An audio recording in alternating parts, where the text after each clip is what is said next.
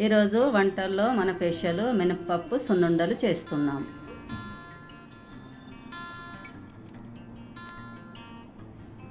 కడాయి మంచిగా వేడిగా కానివ్వాలి.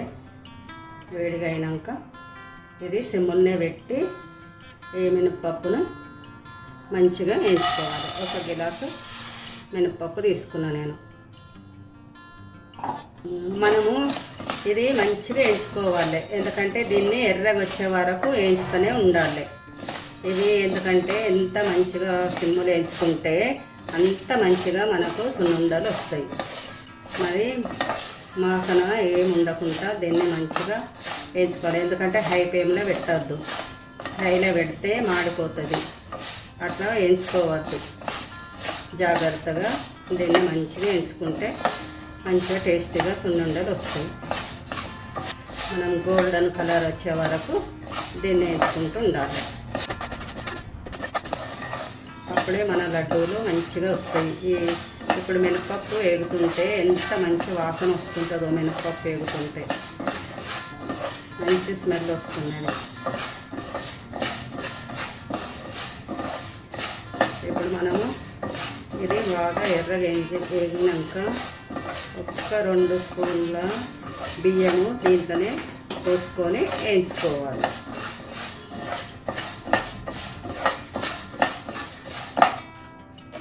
ఇప్పుడు 2 స్పూన్లు చిన్న టీ స్పూన్తోనే 2 స్పూన్ల బియ్యం వేసుకొని దీంట్లోనే వేయించుకుంటున్నాం. ఇప్పుడు కొంచెం మంచిగా ఈ బియ్యంని కూడా మనం వేయించుకోవాలి. బియ్యము మినపప్పు 2 కలిపి వేయించుకోవాలి. ఇప్పుడు మన మినపప్పు మంచిగా వేగింది, గోల్డెన్ కలర్ వచ్చింది. ఇప్పుడు మినపప్పు బియ్యం వేయించుకున్నాము, చల్లగా అయిపోయినాయి. ఇప్పుడు మనం దీన్ని ఒక 3 ఇలాచీలు వేసుకొని మిక్స్ పట్టుకోవాలి. 3 ఇలాచీలు వేసుకొని సన్నగా మిక్సీ పట్టుకోవాలి, పౌడర్ చేసుకోవాలి.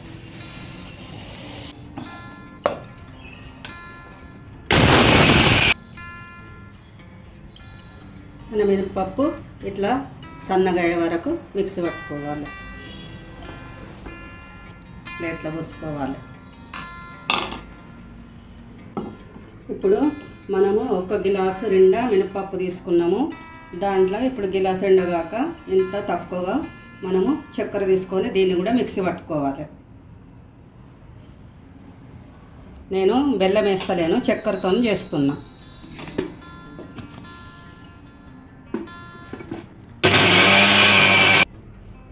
ఇప్పుడు మన షుగర్ కూడా పౌడర్ అయిపోయింది. ఈ షుగర్ని మనం ఇప్పుడే పట్టుకున్న మినపప్పు పిండిలో పోసి కలుపుకోవాలి.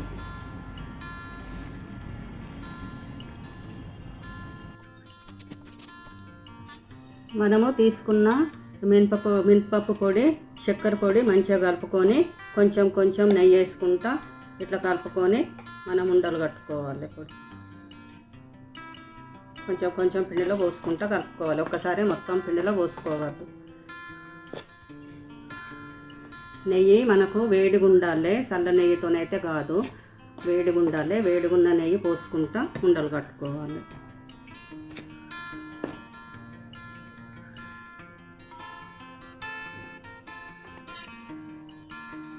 ఇప్పుడు మనము ఈ సున్నుండలు మనకు కావలసిన సైజులో చేసుకోవాలి. మన ఇష్టం, చిన్నగానన్నా పెద్దగానన్నా ఎట్లన్నా చేసుకోవచ్చు. ఈ సైజులో చేసుకుంటున్నాను నేను.